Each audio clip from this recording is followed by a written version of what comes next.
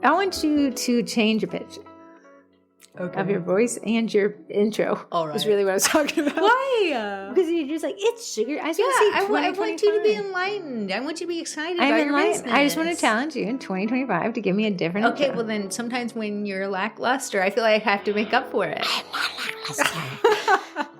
You don't have your radio voice on. Hey, guys, welcome to Sugar Cookie Marketing, the Baking It Down podcast. It takes an excerpt from a Facebook group called Sugar Cookie Market Group. We tried hard with the name.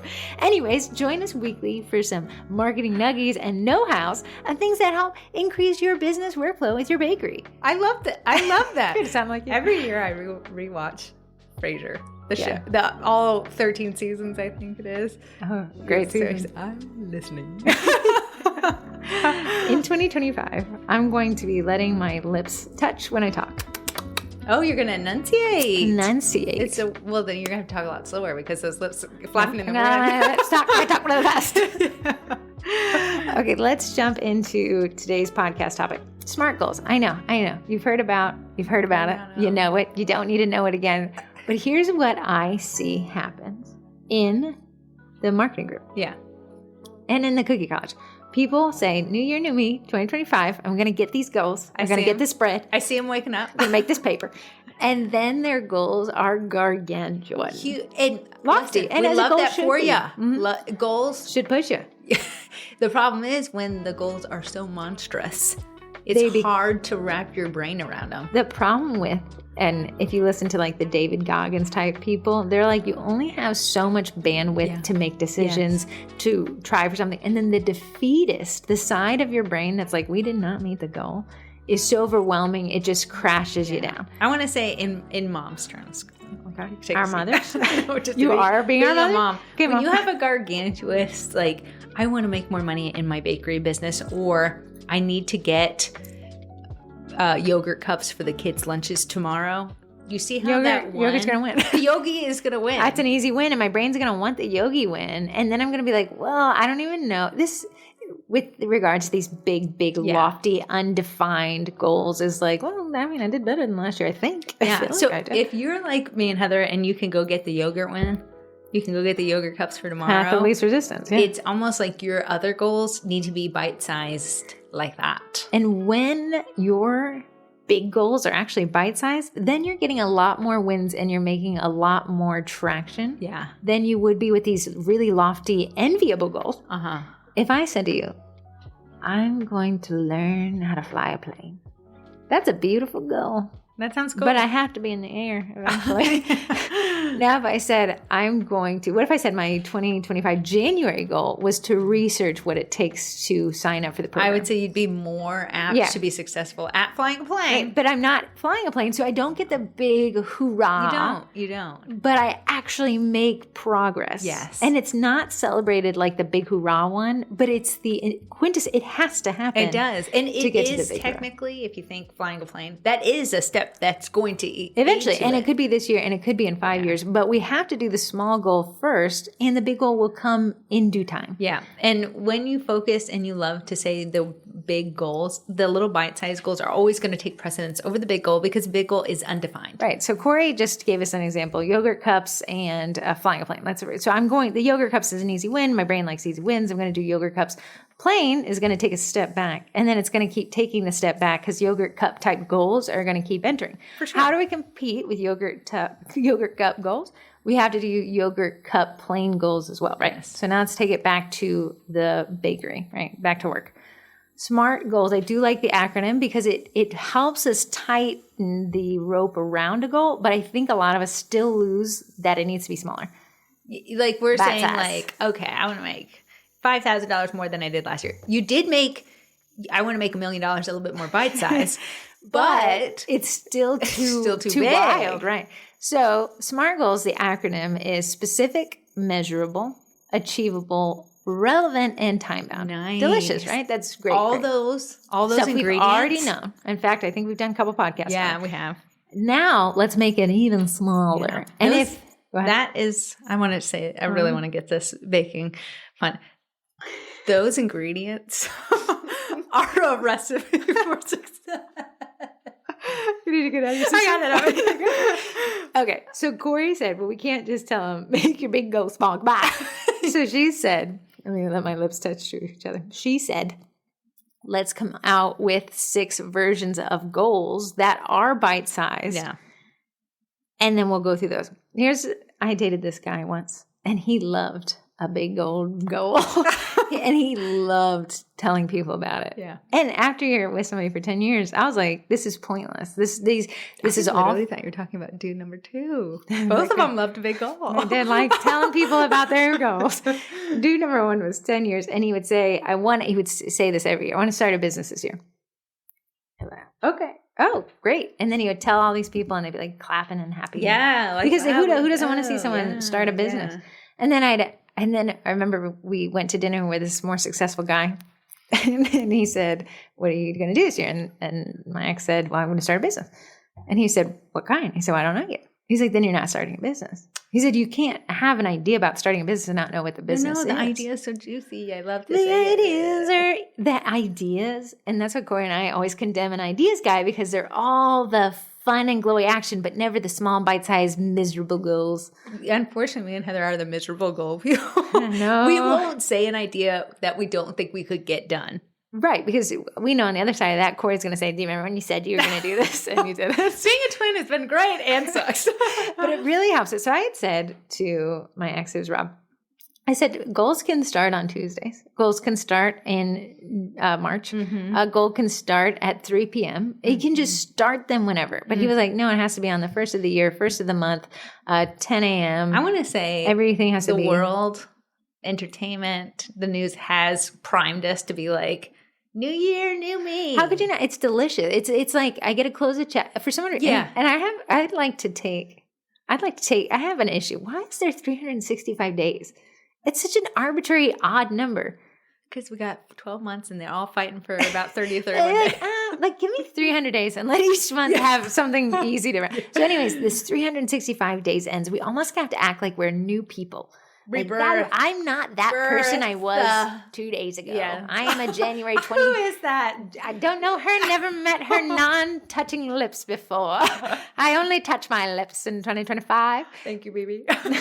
So January 1st comes. Unfortunately, I think it felt like a weird day, like a Thursday, which is not. I know. And then we're like, okay, new year, new me. I want to make $1 million. I want to buy a Bugatti and I want to go on 50 vacations. Yeah. Like delectable, flashy, showy, fun. Mm-hmm. Everyone's going to support that. And then it's so big and overwhelming. We're like, where do we start? So you end up being like, I got to go get some yogurt cups for the kids tomorrow. I think the best goal you can set is the most unsexy one. Yeah. It's the one where people are like, that's it. If somebody looks at your little goal and says, that's it, I think you got a good goal. Yeah. And here are 6 that's it, unsexy goals. Okay. Number 1, consistency on social media posting. But now I'm going to make it even smaller. Sure. I'm going to make it even less interesting. I'm going to say focus on 2 times per week. Love it. For January and February. 2 times per week. I think that is very doable. Can you do something twice? Yes. In a week, right? Yeah. But everyone's like, that's not even aggressive. No, because we'll build on it later. Right now we're building the consistency side. And I think January, February, March, that's got to be a consistency setting side. Yeah. It's the training wheels because when you get busy, you're going to be like, oh, crap, I didn't post at all for the last 2 weeks. And that's not what we want. We want the consistency going. So we have focus on, I'm pulling out a number 2 times per week. I think that's fine. It's more than 1. It's less than 3. In 2024, yeah. My goal was twice per week. Great. So that is a great tiny goal. Let's just focus, make it even smaller. Yeah. 1 platform. With the one who's bringing so me the we're not doing 2 times per week on 5 platforms, which is actually a ton of posting. We're doing 2 times per week on Facebook. Yeah. Okay. If you get most of your orders on Instagram's your one. Yeah. And if you want to set up cross posting, fine, but that's not what we're focused on because that's a bigger goal than what we're focused on. We want baby goals. Baby goals. So then our final baby goal, if we want to actually kind of add a layer, is find 1 copy formula and just use that for the next 3 months. Love it. And people are going to be like, what? That's so boring. You weren't using anything before. These copy formulas, AIDA is the one I prefer people start with because it does the attention, interest, desire, and action. It kind of covers everything to make a sale. It's a little tiny funnel. Just say for the 2 posts I make each week on one platform called Facebook, I will use the AIDA formula. The AIDA formula means it's 4 sentences. Wow. A lot of you are rolling your eyes and be like, nah, I like it. But here's the thing. Consistent. If you are not consistent in 2024. I think if you're like, no, I'm going to take on 3 different copy formulas and I'm going to post to 3. I think you're getting too aggressive. I think what I see happen is that best laid plans of mice and men leads to these overly aggressive goals because it's not sexy to barely do anything. That's your last use of sexy. You said the word crap, so I'm going to award myself 1 more. No, because now we're two for 1. So I'm going to use 1 more inappropriate language. So 1, consistency on social media, still too broad. Let's tighten it up 2 times per week. Let's tighten it up 1 platform. Let's tighten up in 1 copy formula. We're still learning something that's very good. If you did this for 3 months. Whoa. You're going to be like, whoa. If you did it for all of 2025. Whoa. Wow. Whoa. Yes. If I clicked at your page and I saw that every picture. I feel like I don't think I can help this person. Right. Okay. Corey has number 2. Again, these are examples of less than attractive goals. Ugly. Tiny goals, baby goals. Financial goal. Not, I don't want to make all the money, too big. Mm-hmm. But she says, I want to bake 1 extra dozen per week. Now notice, 1 extra dozen per week could be 1 extra unflooded group of naked cookies. Good. It's not, I want to make 1 extra dozen of my highest tier. Again, getting aggressive, getting too big. Her supporting arguments, if you remember these, ask, how would I find 1 more sale a week?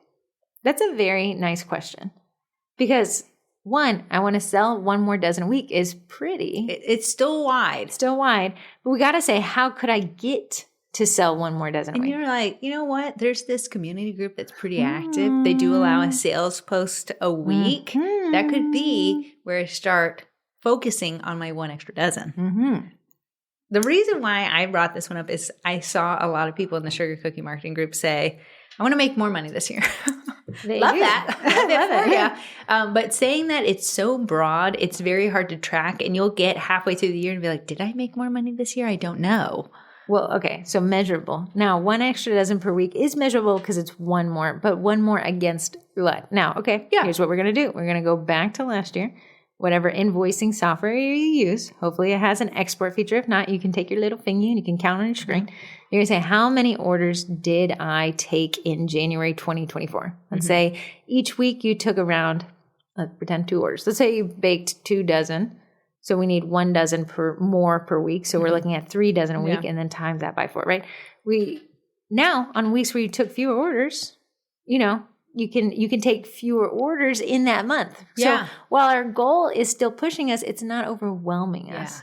We're not, because you can't say I want 1 extra per week, but not know what you did last year. That's not 1 extra. That's an endless, never-ending goal. Absolutely. And also when you make it bite size, when you see all these people posting the cutest options, instead of you going out and buying everything to make those cutest options and making none of them depressing, sad, and all defeat you. Feels like failure. Yes. You can say, you know what? My goal is only 1 extra custom dozen so I can bypass all these cute cookie tags, all these little pre-sale options because my goal 1 dozen is extra. 1 extra dozen.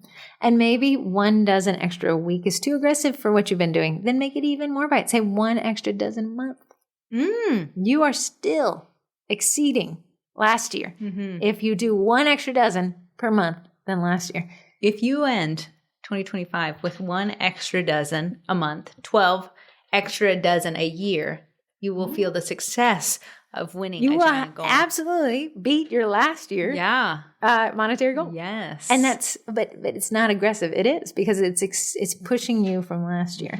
It's not as $1 million and it's not I'm going to increase my sales by 50%. But it's a yogurt cup. Yeah. It's doable. But doing it is succeeding. Yes. And it's one that your brain likes, one that your business likes, one that your bottom line likes, and one that your audience likes. It's a total win. It's just not as amazing. Flashy. Yeah, it's not a flashy logo. Next one. Take 1 skill class per month. So that's 12 total. Listen, there's some of y'all out there addicted to buying class. Our little sister signed up for a makeup membership for a year. Yes. And she bought it for herself in November. She's taken 0 of them. because she liked buying the thought of who she'd be after she took the classes, right? Who wouldn't want to be a beautiful lady on the internet? But that's a waste of money. Here's the thing. You're going to feel defeated at the end of the year with all these classes you bought and then you took 0. So just one class a month. And here's what I'm going to tell you. Don't take the hardest class. Take the easy. Take the easy class. Take the class. I mean, some classes, you could really make, let's say a class is I want to learn how to do, I see this question a lot when you post videos. I want to put blush on my character cookies. That might not even be that could be a 30-second reel. That could be a 30-second reel. And now you know how to make your cookies have that little blush rosy face. Yes. And here's what I'm going to say. Don't take really aggressive skills courses because we're not probably going to implement that into what our sales are. Yeah. Again, real flashy. Right.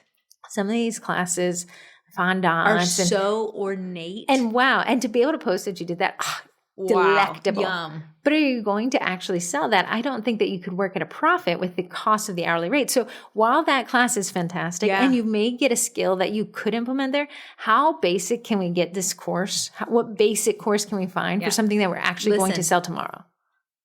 A class on dipping cookies.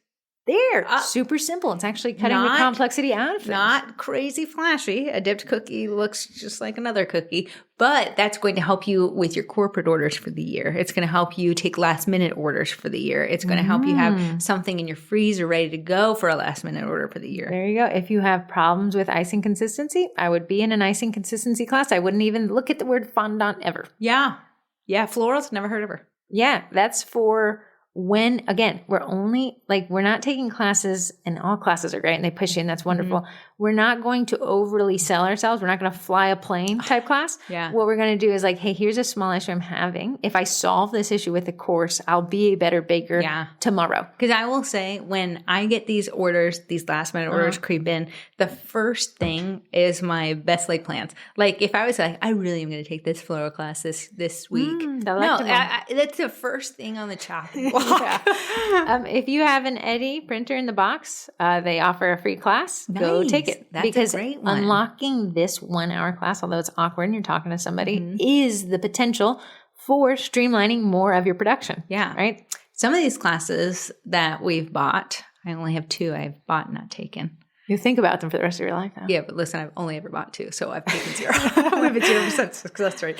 They're beef-tastic classes, but they're broken down in a lot of ways that you could maybe bypass the fondant part and go to easy florals part. And I would still consider that having taken the class. Absolutely. Even though the entire class was completed, even though you can't post the stunning dress made with fondant and whatever, you're still completing the goal of learning the thing. And if you break up that giant class into 12 bite-sized, that would count as 12 classes. Over the year, I would say you're then that's money well spent. Class done. Yeah. But I don't want you to have 14 classes that you purchased and now you're but the twin said go buy a dipping class. No. I want you to look at the 14 you got. And see which skill in there you could find. You can be a class wheta of the classes and take 0, but it feels good to be I've got 1 and it's going to help my business, and never take it. It's not going to help your business. Let's normalize taking the middle of a course. Sometimes now YouTube, when I Google a problem, Google, and this is a neat feature. Thank you, Google people who are doing this. It'll pull up the portion of the video that answers my question. I want to say, and I'm starting halfway through. During the event that shall not be named, we had Miller's wife had these courses. Hers are divided in a way where it has the different type of floral. So you can be you know what, I want this type of floral. Yeah. I would say taking a portion of a class, let's call it completing the class in 2025. Yeah. Here's the thing. If you haven't bought classes yet, do not buy one until the one has been completed. Yes. And if completion looks different to you, let's say Corey's I'm just going to take a portion of the florals class, that's fine. Then you can buy your second one. So you'll be taking 12, whether you want to take a course you've already purchased and divide it into 12, or find 12 free courses on YouTube, whatever that looks like. You're not going to buy anything until we've accomplished our goal, right? Because what's happening is when we buy so many of these classes and we don't take them, they're going to get that defeated mindset. Yeah. The Cookie College, tons of courses. However, it's not just courses. And some people say, I don't use the college for courses, which is great. They're doing exactly that. Yeah. They're saying that's not what my goal is here. My goal is either the think tank for the group, these challenges, or the freebies, right? So they're taking their membership and they're making it work for them. Now, what I define, I'm a class taker. Yeah. Some people are like, I'm not a class taker. I like the think tank part of it. That's fine. It's different for each of us. Yeah. I'm a visual learner, I've realized over the years. So if it's a video course, that's great. I am signed up. Well, I dragged Heather to a sourdough class last year because I'm visual. Mm-hmm. She spent 3 hours there. You do the MVP award. Had a lot of jokes. I'll be going to the sur la table class next month. Corey likes these in-person classes. Now these count. And to me, it puts my feet to the fire. There's an expiration date. Right, yeah. You got to go and you got to talk to people. That's tough for some people. I get why Corey does it because it's going to force her hand. Yeah. And then she finds out that she prefers those. Being behind a computer, that's my style. Yeah. Again, not the wrong thing to do. You just got to do it. You know you. You know you. You know you. Number 4, organization. And specifically, okay, a lot of people are like, I'm going to get organized in 2025. Too big, too chunky. Delicious, though. And it was fun to say it. But let's say we niche it down to inventory. Let's say we niche it down. And Corey had this approach, and I thought it was pretty neat. Break inventorying down by holidays. Yes. So we're already going to be doing it. Right. So the thing is, we've amassed quite the collection of stuff, and we don't know what we have anymore because as soon as we get it, we throw it into a bin because we bought it ahead of time because we're being prepared. As soon as Valentine's Day over, we're busting out the Easter stuff. Right. So for a great example, Easter is the great example. We are too close to Valentine's Day to do inventory and fill in our gaps, right? We can still do inventory and see what we've got. But okay, what we got, we're working with, we're selling. Mm-hmm. Let's use Easter as this example. Okay. Easter is in April, I think. Yeah. We can do right now. Let me just tell you, in the college this month, our challenge is called the Touch It Challenge. It's not a decluttering challenge. It's not a throw it away challenge. It's an inventory challenge. I just want you to know what you have. Right. So each day we're taking it step by step. So since we started January 1, we went through the Valentine's Day. Right. Because you were 6 weeks out. Because we were 6 weeks out. So I didn't want you to feel like you had to go buy something when you already had it. Yes. And that's an actual great bite-sized thing. So let's take Easter as the example. Sure. Say I'm going to inventory all my Easter stuff. That means I don't care what I have for Christmas. I'm not looking at that yet. I won't look at until September. Yeah. Mm-hmm. So we're saying in January, I'm going to see everything I have for Easter, my tags, my boxes. So you're going to start, because we're going to work from the top down. Mm-hmm. We're going to see what cutters that we already have. Very nice. Because the cutter is going to dictate what tags we use, what boxes we use, the color shred, things like that. So you're going to start from the top. I really like these options. I bought this cutter last year. Never got to use it. Corey had a great example. I bought these boxes last year. I didn't sell out of the boxes, but I only have 2 left. Not enough to do anything with. I think that goes to the recycle. It could. And you know what? It's sitting in a What you drawer. Like to do, you give them to teacher gifts for your kid. I do. Smart way. I do. Smart way to get them going. Yeah. If you have the mental struggle like I do, where like I spent money on that, I can't physically throw it away. Something I know Corey does for inventory that we have like not a ton left, not enough where she like wants to take a massive amount of orders. You'll give them at cookie classes. I will, yes. And so that'll help us clear out some stuff without like totally wasting that money, which gets us money back because we're using it to market a future class. And if we taught a Valentine's Day class, the freebie, the little goodie bag, Corey will include something from an Easter class. So we get him over there.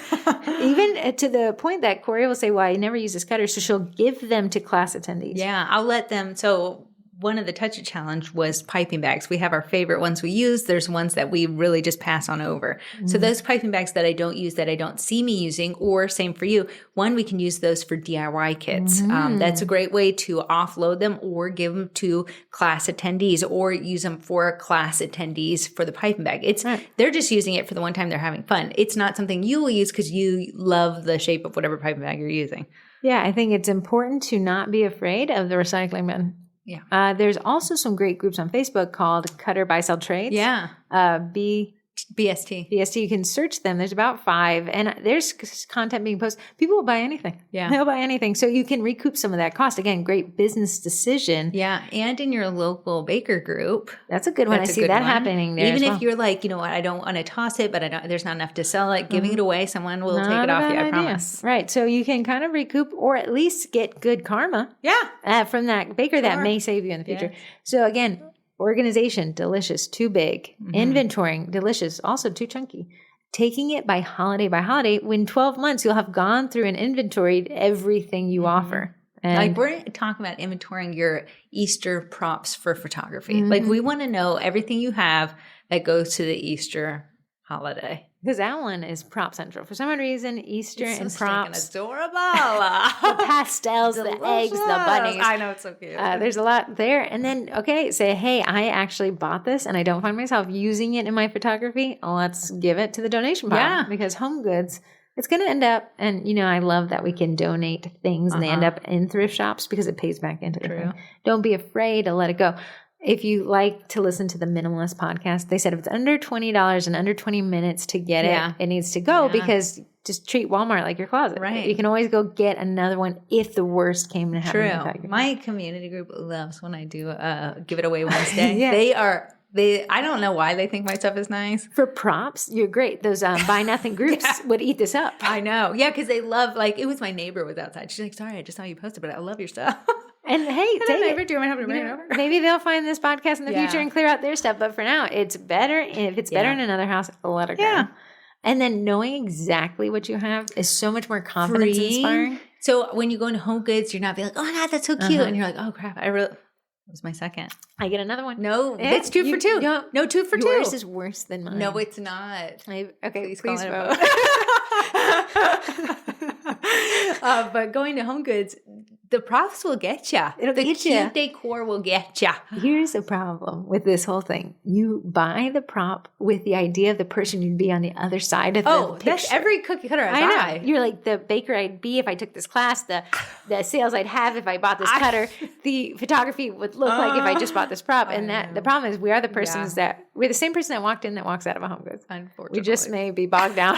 Another one. Okay, this one's an interesting one. 2025, new year, new me. I'm going to start teaching classes. I see that. I see it. Specifically, the cookie class kits classes expire in January. So I'm always like, sign up in January, get all the 2024 classes, I even dropped the Galentine's Day class, get the 2025 classes and cancel. So that leaves you in January with 14 classes. Yes. Everything you need to teach a cookie class, right? It's so great. And then you're like, well, now I need to teach a class because then why would I have bought this and not teach class? Here's the thing. Classes, big goal. Big goal. We're going to teach a class in January. Huge goal because it's actually one of the hardest months to teach a class in. But you just told us to sign up for the class kits. No, I said get the material. Just so you have it. Now let's break this down into a BB goal. My month one, my January goal for cookie classes, I'm going to teach classes this year. My month one goal is I'm going to take a class on taking classes. That fulfills that other goal too. Just a cookie college. As a matter of fact, I'm glad you brought that up. It does. We recorded a class that we taught. I told everyone, I'm so sorry. You will be in this. Don't turn around if you don't want to be on the camera. And then we wrote down a script. It's actually a script how we started teaching. And we still use it to this day. It's memorized now. So let's say you're a genius here. You sign up for the cookie college. It's only $68 today because I forgot to send the reminders for everyone. Gosh darn it. I got bogged down with the Galentine's Day class, which turned out great. We'll talk about it in a second.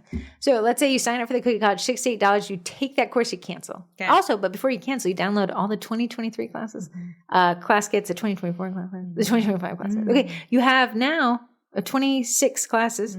You have taken a class on teaching classes. That's month one. You're done, girl. You did it. You hit the download button 26 times and you watched one class. Yeah. Way to go. That's a huge goal, and it doesn't sound very attractive. It doesn't. I took a class on teaching classes. But I would tell you, the amount of people who buy the stuff to teach a class and never teach a class, you've already, and you only watched one class. Yeah. Okay, month two. Right. We're in February. Yeah. We're going to work on the tech side of classes, which is oddly, and that's actually a class I will be teaching for the college this year. It's a bigger concept than it is in execution. Now, all Corey and I do, here's the truth will set you free. You don't have to have any tech to teach a class. You do not. Now, if you want to add a little zhuzh, all of February, we're going to learn how to connect our computer to a TV and put that PowerPoint you just downloaded on it. I'm going to tell you, the TV that we used for classes was of my ex-husband's Aura. Cheapest. Sometimes it don't turn on. I want to say it's 15 years old. Yeah. Comes in 2 parts. But I hook up my computer, my laptop, to it. How long do you think it would take you to hook up your laptop to your TV and purchase one HDMI cable? Maybe 10 minutes? Amazon, same day. Yeah. So we can knock out our February class teaching goal of just figuring out our tech in 10 minutes. Yes. That doesn't even sound fair. That doesn't sound like a reaching goal, but that's a huge component. If you can put a check by it, you reach the goal. Right. So month one, we learned how people teach classes. In month two, we got our tech dialed in. Now, if you want to be a little extra, a lot of you guys like those document cameras. Corey and I don't even use them. I have one. You can learn how to connect that to your computer as well. Mm-hmm. And then you're going to use Alt-Tab to switch between that PowerPoint and that document camera. The only reason we don't use it, Heather. Just so many cabling, wires, just so wild. Our classes are smaller. Yeah. People can kind of see what I'm doing and they don't have to leave their seat. People who are teaching 40 and 50 people. Oh, yeah. I almost think you'd have to. For sure. So, but okay, let's pretend we don't even know where you're just going to dial in the class tech. That's it. That's all February is. If you do that sticker on your fridge, you got it. Month 3. We are going to have only friends and family. We're not going to add somebody we don't know. I'm going to tell you, this is a money move and you guys are sleeping on it. This one's Corey and I I think we had Summer, my mom, and Ash. On a Saturday, we go to my parents' house on Saturday. We said, can we dry run this with you? So remember, you took the class on how to teach classes. You got the script. Yes. Corey and I printed the script down. We had them sit there. And as we were going through the steps of which they're designed in those class kits, we had them give us feedback. Because like Summer would be like, what you just said there didn't make a ton of sense. So Corey and I would write it down. It doesn't make sense. Let's rewrite the script right there. And then they were like, I don't understand what you just said. Okay, that doesn't make sense to them. Mm-hmm. Let's try this again. But it's nice because we're going through a mock class, but we have people who are willing to give us good feedback and not leave us a bad review. And they're not taking their money, right? This is month 3. This is a big month. But you're not doing it in a venue. You're doing it in your kitchen. You're having your friends over. You're having your parents. If you have kids, have the kids, and make it really simple. But that's a huge step. Doing a dry run class, which is what I tell everybody. Yeah. Do a dry run first. Yeah. Somebody who can't be offended or mad that you took their money, do it with them because they're going to just support you. Mm-hmm. Month 4. All we're going to do is focus on finding a place. A venue. Yeah. If it's not your house, which if it is your house, you can check that box. You just look around. It's like, if it is your house, you might need additional insurance. So just keep that in mind. That might be a little added step. Here, I'm going to cut it. Flip insurance. There you go. Yeah. See if they cover your classes. You might need to talk to whatever. There's tons of options. And the Sugar Cookie Marketing Group is there for you to ask as well. Yeah. But month 4, we're just going to find that venue. And bonus, if it's free for us to use. You're going to pitch them like, hey, I can bring, 10 people. I'll do the marketing. No one will not know that you exist. In the college, there's copy to reach out to venues. Did you know Venues White File. It was a winery, brewery, kitchen modeling showroom, which is what we use. Mm-hmm. It was a shared workspace. I think a coffee shop. Oh, coffee shop. And then there was one. I can never remember. There was 5 there. But you guys, you took that class at the beginning, so you got that download then. And a month 4, that's all we're going to do until we have a venue, which is not as hard as you think it is. Yeah. It is hard in some capacities, but libraries, cafes, churches have these rooms you can rent out sometimes, depending on if you're a member or not. Worst case, $60 for the shared workspace. That's where Corey and I started. Yeah. It's not free, but it's guaranteed. Great. No. We were squished in there like sardines. But we did it. And they provide the TV and they cleaned it up. Yeah. So even $60. Okay, we're month 4, month 5. We're going to start promoting that class, which you got the promotion schedule that Corey and I use because you signed up for the class kits in January. You canceled it in January. You're not even still paying us, but you're still completing all those goals because you got that material in. And month 6, we're going to host our first cookie class, which puts us right before the cookie Super Bowl starts, right? That cookie and you're uptick. Like, you know what? I was on month 6. Only 4 people signed up. That's great. That's great for July. Great. That's a great first class where you took somebody's money and you taught 4 people. And I saw some lady posted and she was like, here's my first class and I'm teaching 60 people. And I was like, oh my. Bless your soul. And then somebody in the college was like, how many should be in my first class? Like the lowest number possible. Yes. If you can handle that, great. Awesome. Yeah. You're phenomenal. If you're getting started in July and 4 people sign up, you are cooking with fire. If things go wrong, I want them to go wrong for 4 people versus 60. The refund of 4 hurts a lot less. So, okay, that puts us in July. Now, August, September, October, and November, and December, these are much easier classes to fill, but you have spent these really small goals, getting yourself fully prepared by, let's say you teach one again in August. Yeah. So we did 4. Let's say we add 8 people to this class. Oh, you're set. I don't even need to worry about you come holiday season. The problem is when you say, I want to teach classes in 2025, it gets to November, October, December time. And you're like, I'm stressed because I have to do so much. I don't even know how the technology works. How do I get people to sign up? And you'll get people to sign up because that's an easier time. But if you haven't, wouldn't you rather this small baby step approach and be very confident here's the thing. You can't always find a venue in 2 weeks. Yet there's so much that goes into teaching classes that the idea, fantastic, juicy, delicious. The execution, a lot harder when you actually piece it out and say, how do I fill up an hour and 30 minutes worth of talking? How do I get them to the next step? Everyone's at a different step. How do I get them to leave? Turn off the lights while they're talking. So that's how I would approach a goal of, I want to teach cookie classes in 2025. Instead of just leaving that thought there, take it back, my snake is digging. I know. He's a string bean right now.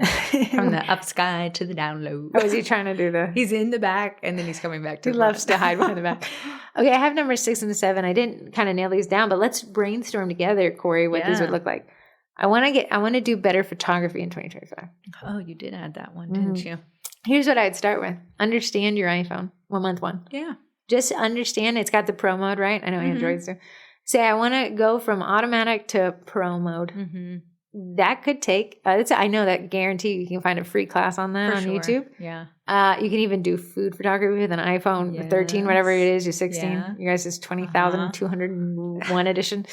And that can knock out your one skill set class and help with photography. So we're just understanding our phone better in month 1. What a small, unattractive goal. Yeah. I mean, if you just took one photo into your iPhone edits, your photo edits, and you said the word brilliance, I love that word. What does that word mean when it comes to editing photos? Once you learn that, what that means, you're one step closer to good photography. Right. So you took your iPhone, you understand your iPhone settings. Then say month 2, I'm going to learn about staging. A little bit of a chunkier one, right? Yeah. So let's just say I'm going to start basics. I'm going to get a white plate. Nice. I'm going to get a white plate, but with my camera, I'm going to learn how my camera interacts with my cookie on my white plate. And I'm going to take some free courses on YouTube, a free course on YouTube on staging. I want to say, Heather recently gave me a hard drive with all my old photos on it. And I was going through them the other day. Me learning as I went and I did flower photography. That's really what got me into it. Taking my camera with me. I remember when you were in your flower walking. Yeah, I said, Nate, do you remember my husband? He's like, yeah, you always had your camera and we always had to stop so we could grab a photo. It's practice, man. We have to walk before we can run. Yeah, and some of them were horrendous and I deleted them, which was great. But they needed them to get to where I am today. A photo challenge wouldn't be a bad idea for the college, and have people go out and take a photo and everybody learn from the best photo. Like, what about the composition of this photo? True. Everyone go take a picture of your dog. Yeah. Like, did somebody use the angle of thirds? Like, to really understand what about this one photo makes a difference between this other photo. Okay, then we're going to say we got staging, we got camera. Let's do props. What's about these props, these beads? I want to incorporate them, but they feel like they're the focal point. Let me ask in the Sugar Cookie Market group, how can I make this photo? And I see people do it all the time. What can I do to make this photo better? Yeah. Okay, then we get the staging right. Now we're going to editing, Lightroom, the Retouch app, these apps that really give that fine, that really thing. And then maybe by month 4, by month 5, you're really happy with the results and you want to upgrade your camera. Yeah, nice. These are all tiny, tiny, unattractive goals that are so small, you probably wouldn't even tell anybody about them. You wouldn't. I think that when you think I wouldn't tell anybody about this, that symbolizes a good goal. Yeah. It's not even good enough for me to brag. So it's probably a great goal. We think a lot of our goals, the flashier, the better they are. But if they're not accomplished, they're the worst goal possible. Yeah. Then it's like embarrassing, like, oh, I need to go back a couple months and delete that. Right. Because you're like, I said to people, when I was 19, I had this bright idea I'd get into real estate. It was the 2008 housing you just crash. Felt like it was I was like, that's good. I think I could market and sell stuff. And I told everybody, and I never got it. I think about that all the time. Were you embarrassed? It must have haunted you. I almost think I'd go back and get it just so I could relinquish myself from the shackles of saying that when I was 20. But that's what happens with these big goals. It almost creates, by not accomplishing them, you create a prison of, I hated that feeling, so I'm going to stay away from getting anything accomplished. Yeah, and you're depressed. You can't rejoice in your goals you did accomplish because this overshadowing of the goals you didn't accomplish. If someone posted in the group, I made $15,000 more this year than last, I'd be like, that's a great accomplishment. And if someone said, I posted consistently this entire year, I'd say you guys have equally accomplished the same thing in my book, because they are both goals that moved your business forward in respect to how you needed to handle that. Absolutely. I think, and you'll see that Sugar Cookie Marketing Group airs towards a positive inspo, right? And I like that. And it can be a little dangerous when you see people reaching such lofty goals. And it makes you, well, my goal is stupid. Yeah. My goal doesn't do anything. No. But you got in your own head there. You are defeating your thought before it even had a chance to exit the gate. You got to put on those blinders. The problem is we see everyone, and I used to be like when I first started, I was like, there's so many people that are better than me. I'm known for nothing. I'm still known for nothing. But I really have been able to take a joy in my own personal gains when it comes to it. Is this a freeing thought? There will always be somebody better than you. There'll always be somebody more attractive than you. Unfortunately, being a twin, I've lived with the thought. And Corey and I said, maybe that's the best and worst thing is that there's a break check built into your life. Like, hey, you said you were going to do that and you didn't. What gives? Yeah. The other day, I sat my bun hiney down and I took a Procreate course, free YouTube, Draw with Flow. Yeah. Or with Flow. You love her. And I posted it to my Finsta. All 5 my sisters following me. And they all commented like, wow, this is so great. And then I said to Corey, did you see my post? But I knew that she'd commented on the post. On Saturday, Corey's like, yeah, bring it up and show it to everybody. I was like, I said, I'm so sorry. I'm looking for credit. You did comment on it. And Corey's like, I know. I need everyone to praise you, so you take the next one. That's what we work off of. Praise gets us to the next phase. If you want to, and we don't allow, look at the set I just baked post, but if you want to say, hey, I listened to the podcast this week, number 193, I think, and I accomplished this one small goal. If you add that caption, tell us what the win was. Yeah, I would love the babiest of wins. If you said, I said I was going to do this, you have to just cite the podcast or you're going to get deleted. So you have to say, 193, I listened to the podcast. Here is the tiny goal I accomplished. And if it is a one little flower, it is a tiny little flower on a piece of parchment, I want to see it. Yeah. I want to be your hype man because you took that tiny goal and you did it. You took that little tiny goalie go. My new thing is I'm just doing extra layers on my cookies. I'm giving things backgrounds.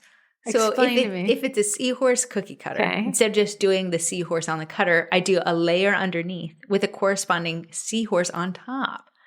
So it's a double layered cookie. So he's the thick boys? He's a thick boy. Those are my favorite ones. They're the most delicious, but color theory eludes me. I don't understand it. So my goal is to create colors that complement each other well and do backgrounds for them. So instead of just doing the seahorse on a seahorse cookie cutter, he's going to have a dark purple background, and he's going to be a light purple black. Are you using a plaque? Is that what I'm hearing? I'm just making the seahorse just a tinge bit smaller and putting him on bring me a double-decker, dude. That one's going to some little girl turning 5. Except for my neighbor said, I don't really like the double-decker. It is overwhelming. In my brain. I'm so sorry. It is overwhelming in terms of icing consumption. If you're not ready for it, I love me a double-decker icing stacker fresh out the pipe bag. I don't know, you meringue evaporating theorist, get away from me. But so now my goal is to incorporate some less iced 1-layer cookies and then 2-layer, because the 2 layers are cuter. But isn't 2-layer cookies this risks the fear of cratering and the puff and the blah, blah, blah. Listen, the ego behind a 2-layer. Yeah. So let's say that's a great example. If you're suffering from crater PTSD, that would be something to solve. If you're suffering from transfers, don't know how to do them, they always break. Focus on that, buddy. Yeah. Focus on that. Listen, if you are focusing on you have too many bubbles in your royal icing and you have fewer bubbles this round, Bubba Gump, get it figured out. That's Bubba Gump. You can get it. Listen, any bubble I had in this Under the Sea theme became a bubble itself. Realistic. The punches. So that takes us through, let's say, smart baby goals. Yeah. Instead of just smart goals, which are delectable, and I love them, and they're even still constraining more of our goals. Let's make them smart baby goals. And if we get our baby to toddle and then we can get him to walk, we can get him to run by the end of the year. This app, Heather, did you allude to it last week? It was my Hondo. Yeah, so the app is called Finch. It's the cutest thing. If you've ever been into Animal Crossing, this is literal gamification of smart goals. Smart goals. Yeah. So each morning, getting out of bed, you can check it off and you get points. Because it has goals for people. It calls them, if you go through its goal inspo sets. Yes. One is I'm just having a really bad day. So the goal is got out of bed, brushed my teeth. Yeah. So it's very easy goals, but it's giving you that high because your little baby bird grows into a toddler bird into a teenage bird. Really working off this theory of small goals repeated over time create big wins. Yeah, and the little rewards of brushing my teeth allow me to get a cute outfit. I have to brush my teeth to get my bird to go on an adventure. Yeah, you're so right Every there. morning he's off walking. But it's the same premise as these little checkoffs equal to a bigger goal. So if I want to be a better me in 2025, well, it starts off by brushing your teeth every day. You know, these small checks equal the better you at the end of 2025. And that's what the whole app's premise is. You're going to be a different person if you fall in love with smart baby goals. Yeah. Yes. If you, little baby. That's baby why I goals. like the little Finch thing. One is drink Smart water. baby goals. Like a sip, a cup, 6 cups. But when you build on that, yes, you can truly become a different person and you didn't notice it. Yeah. We always say like losing weight is so unfair because you can't see it in the mirror. You have to take a photo and then take another photo because it's so incremental. Yeah. It's unnoticeable, but the massive change of a year of consistently going on a walk will change your whole life. Yeah. Yeah. But it's not very schmexy. It's not. To say that I went on a walk today. My Nobody red cares. light therapy mask, I don't know if it's working, Here's but the last hopefully thing. after a year. Corey has done the red light therapy mask and sunscreen every day for a year. Yeah. I didn't. Body use with sunscreen, never even looked at that red light. When we took a picture at Christmas, Corey is 50 shades lighter than me. With 50 shades of gray right here. And if that's her goal for anti-aging is lessening the sun exposure and increasing red light therapy for a more universal skin texture, it's working, but we wouldn't have noticed it all year. But here's the thing. If it was just me, I wouldn't have noticed. It had to be a picture of me and you. You got to clone yourself. You got to have the clone not do the thing you want to do. I will be the younger tween. Listen, this facelift I will have. With the money you don't spend on a child. Tom Cruise's doctor. Whoever touched, who's that lady from the twin girl and she played the Parent Trap? Lindsay Lohan. Me and Lindsay Lohan's doctor. They were like the cost of that had to be $200,000. Probably just because of his pure talent with it. He's going to add on an extra $100. Probably. Betty, whatever you need to do. Listen, my twin's been using red light therapy for 20 years. I don't know. Does the red light therapy work? Someone asked, does it work? I said, listen, I can't count the lines that aren't there. I can only count the lines that are. You really, truly don't. No, unless you do that time in. Yes. Ruth Ann, grandmother, walks 3 miles every day and has for 30 years. Yeah. She hates it. She complains about it all the time. But she goes with my aunt and they like to talk. And I've gone on walks with her as well. Okay, I told her, I'm looking at her, she's 85, sharp as a tack. She couldn't get her pillow cover on today. And I said, you got an eye. She was so smart, she got you to do it. I said, you're struggling in front of me. No, you know I will save you. I told her this the other day. I said, had someone come to me when I was 30, which is, I'm 36 now, and said, hey, if you walk every day for 30 years, you will never need a crutch. You will never need a cane. You will never be in a wheelchair. You'll never have pain. Would I have taken their advice? But do you see? But I said, you're sitting in front of me and I can see that that's the answer and I'm still not walking. So you're going to need to make it a SMART goal, friend. So I made it a SMART goal. I said, I even told myself, you can go to the gym, you can walk in and you can leave. You did that the other day. You said, I'm going to use the restroom and I'll meet you for lunch. Said, you got me in there? You got me in there? I think it's funny. Like, wouldn't it be cool if a gym told you how many times you came that year? They wouldn't do that because you'd cancel. Yes. But imagine if I said, I'm just going to the gym 1 time this month. That's a very, you know what? That'll be everything I did last year. Yeah. So you can make, and that's such an unattractive. Imagine you said, hey guys, my goal this month is to go to the gym 1 time. People would make fun of you. Yeah. You would never post that because it seems shameful, but that's more than you did last month. It's actually a smart baby It's 100% goal. increase. I tell myself, if you go to the gym, you're allowed to do 1 exercise and leave. And for some reason, that's so freeing that I can leave whenever I want to. And it's because, you know what, why I quit the gym is because I was under that cog I have to be here for an hour. I have to do 5. I have to do 5. I get logged in. I must hit PRs. And it was overwhelming. So you stop going, but then we're shamefaced to say, I went for 5 minutes. Yeah. So, if you reassess how you look at goals and you make them smart baby goals and they can start at Tuesday at 3 p.m., your whole life starts changing. Because you're not held to what everyone else cares about your goals. You're held to what you know you can do. And it's so small. It's not worth even talking about it, but it's very worth doing. Love it. Love it. That's great. Corey and I came up with I downloaded this app, Android people. It's just called Habits. Do they not have it on iPhone? I have no idea. They definitely do. It's so basic. Look at how like industrial it looks. Oh, yeah. Nothing's cute about it. Easy. But it's just, if I did every single one of these weirdly small things a day, by the end of the year, I'd love who I am. Like, it's as small as, did I sleep 7 hours? Probably. I love sleeping. Did I use sunscreen? You know what my new thing in 2025 is like, we grew up in a world that didn't have the internet readily available. Like, you had to, we were right there in the cusp. You had to be like, yeah, I'm going to get on this. Please don't get on the phone. But in 2025, everything is tracked. Why? I'm going to lean into my life being tracked. Mm-hmm. I'm getting my sleep tracked, my water intake tracked, my habits tracked. I wonder if the ability to track things is why we're like not even like dialed into them. It's because it's so readily available. Like, I wear my Fitbit every night. Let me tell you, the last time I opened that app, like, it knows a lot about me, but I'm like, well, you're tracking it, right? I get. Yeah, I think if it alerts you, so like this water bottle shaking and being like you're behind. Listen, that's going to be Corey's Twinterest today. I'm going to tell you that. My watch will track how long I'm washing my hands. Yeah. Like, everything is being trackled. It's being trackled.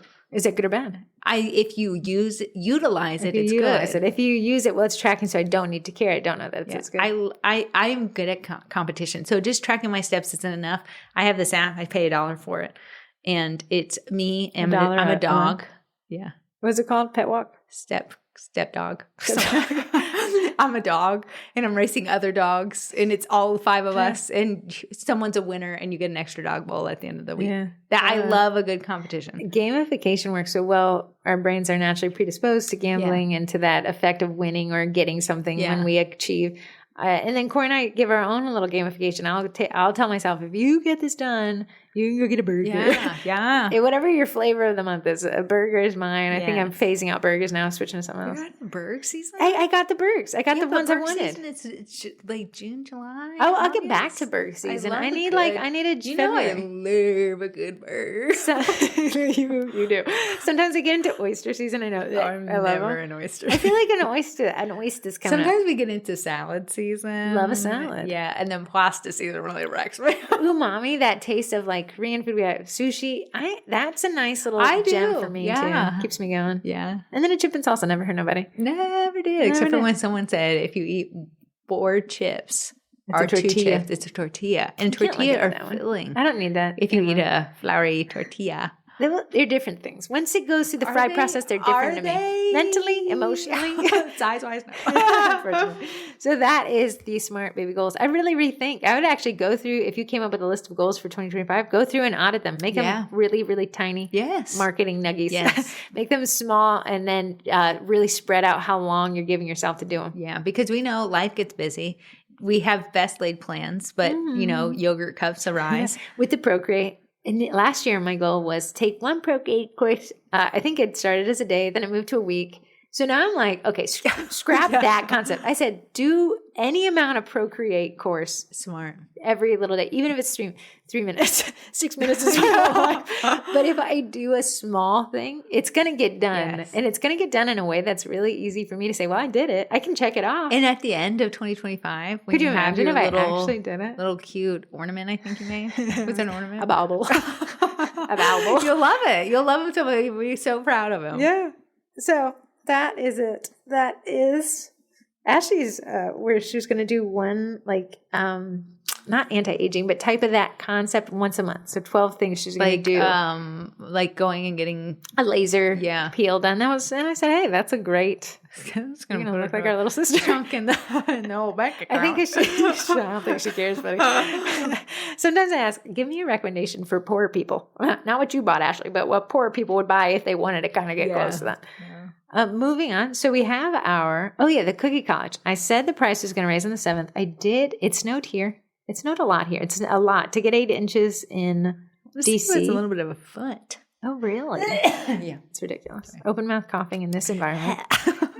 We got a ton of snow. And I said to myself, what's a tiny, tiny goal I would like? And it was to get that. Our late grandfather had left a snowblower in his shed. It hadn't been moved in over 10 years. They actually think they found the instruction booklet 2016. In 10 years? Oh, yeah. Oh, 2016? Oh, maybe it was only 9. Yeah, he died in 2014. He couldn't have bought it posthumously. Not a clue. Maybe it said 2006. I'm just doing the, oh. He bought it one. He said, I'll send you guys. So I said, I don't know why they have it's hieroglyphics to get this thing started. It's in case you lose the informational booklet. Yeah, I was like, we got bunny, we got turtle. I called the guy I'm dating now. I was like, could you just walk me through this? I'm sure a YouTube video would have been out there. I did watch it. And the first YouTube video is like, every snowblower is easy to start up unless you have this one. And I go run out. It's that one. But anyways, it starts right up. Use this number. So anyways, it threw off my schedule because of the snow. That's why the podcast is today on Wednesday and not Tuesday, which we probably should have mentioned at the beginning. Wednesday. I thought it was Tuesday. Yeah, no, you said, can I come tomorrow? Muy bad. And so I have extended the Cookie Class Kids archiving. So every year, the Cookie Class Kids membership resets, meaning that by the December, you'll have 12 classes, but on January, you have 1. We actually have 2 because it runs a month ahead of time. By the 10th. So if you're in the Cookie Class Kids membership, or even if you're thinking about signing up, on the 10th of January, which is in 2 days, the 2024 classes will leave that membership. Even though you paid for them, they will not be there. So all you have to do is download them before the 10th. The Cookie College gets them. The Cookie College has always gotten them. They don't archive out of that membership. So if you sign up for the $63 today, you get the 12 classes from last year. You get the January class, which was New Year's, so it's not really as useful. And you get the Valentine's Day February class, which dropped yesterday. Super cute. Every cutter in the New Year's class can be used throughout 2025. That's how I did it. Okay, life hack here. I saw this posted in the community group you run. Someone... Sorry, it just fell over. To live in a glass house for the rest of your life. 2025, they said get the New Year's stuff for your kid that graduates in later 2025 because you can get all the discounted. Listen, there's a 2025 in there, and it's going to be used for grad season. And here, I'm going to tell you what. We have a 2024 class kit that's Congrats Grad. At 2024 in it, you could use the 2025 in there and make a Congrats Grad. So anyways, the Cookie Class kits, those classes archive on the 10th, meaning if you sign up today, you'd pay $63. You'd get 14 classes. That's $4.50 a piece. Yeah. If you're for $5 more, the Cookie College is on sale until the 10th. It's $68. You were paying $63. Come up to $68 and cancel whenever. It cancels at the end of your 30-day billing cycle. You get the 2023 classes, you get the 2024 classes, you get the 2 2025 classes, you get all that Corey and I just said about how to teach a class. I will be teaching tech for classes this year. What are you doing? You're so distracting. Yeah, this is such the longest segment ever. This is literally... Okay, yeah, go on. I didn't know you need my eye contact. You're looking at my snake. Yeah, he's so You're picking at your face. It's impossible. I feel like you're talking to myself. Okay. If you'd like to look into that, thecookie.college.com will allow you to sign up for either. If you want to learn what the Cookie Class kits includes, go to thecookie.college.com/cookie-class. That's ridiculous. Okay, moving on to the can you dial back in? Dialed in. Fun news. Okay. The stupid card tray guys. Nice. I pitched them. I was like, listen, I said, I'm giving away stupid card trays for our podcast. I've only done it for 2 weeks. Would you be interested in sponsoring the text in segment and giving away a tray? What did they say? He was like, yeah. And I'm also going to offer them 15% off or some kind of discount code. I think it was 15% off. I haven't gotten the code yet. He was like, I'm in. Let's do this. And additionally, I want to see how many bakers come from your podcast. So I'm going to offer a discount. I was like, no need for the discount. Just give away the free tray. He's like, absolutely not. I said, I even had to say, are we on the same page? You're offering more than I asked? He said, yeah, it's a really great deal. So tell me how I could potentially win a stupid card tray. This is the deal we came up with. You text in to the podcast. We will pick one text each week that gets a stupid card tray. Okay. And you have 7 days to claim it. If you email me within the 7 days, you get yourself a stupid card tray straight from Phil. So question, and you might need to ask Phil. Is this United States only? I'd have to ask Phil. I'm going to say it's United States only. I'm going to say I can't have him shipping out of country and it's costing him. He's not going to lose money. I know that for sure. True. So we're going to say United States only. You're still allowed to text in a question from out of the country. We're just never going to read it. We'll have the real point of this is the marketing help. The gimmick is the tray. Yes, and a lot of you guys did it. Oh, really? How many did we get? Okay, it's actually quite a bit. How many? Okay, 1, 2, 3, 4, 5, 6, 7, 8, 9, 10. Let me see. You've got fan mail. I think we even got more. So that's already 10, 11, 12. That's like a 5 gajillion% increase. And guys, let me tell you, this is marketing. So I'm going to read more than one of you wins. One of you wins. We said we'll read 5. One of the 5 people would win. Yes. Yeah. We'll read 5. One of the 5 wins, and then it resets. So the one of you guys who wins, and I'm going to have Corey pick a number 1 through 5. 2. Okay, I'm going to click the second one. Oh, Tanya from South Street Cookies. No way, Iowa City, Tanya. Iowa. Tanya, if you listen to this, email Heather at Sugar Cookie Marketing and say I won the stupid card tray, and I'll connect you with Phil, and you get a stupid card tray.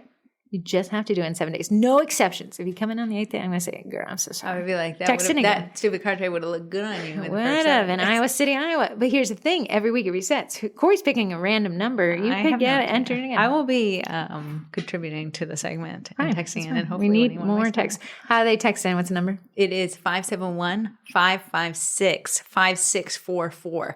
You'll never get a text back. That's a glory. I think I have one automated that says like, thanks, we'll never text you back. Or if you're on like Spotify, it should have a text in or ask a question or send an email. Just say that those buttons also work. So these are all congealed together, and Corey will pick one out of there. So this is great. Thank you, Phil. Yeah. And I'll get you guys that discount code from Phil. That was very nice of them. I have a stupid card tray and I don't bake. I have it and I use it all the time. When it's not there, What is it?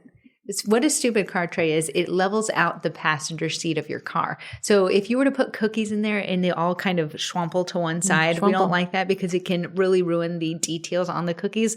This actually levels out the passenger seat. It has Velcro attachments. So if you're like doing a cake or a box. No grip slip. And it has these little grooves that allow me to use it as like a little storage staging area. Other people are using, like cake bakers will put their cake slicing utensils in there. Smart. And then I have these new things that you have V1. I have V3. I know. I need to upgrade. Yeah, they have like a cup holder for mugs.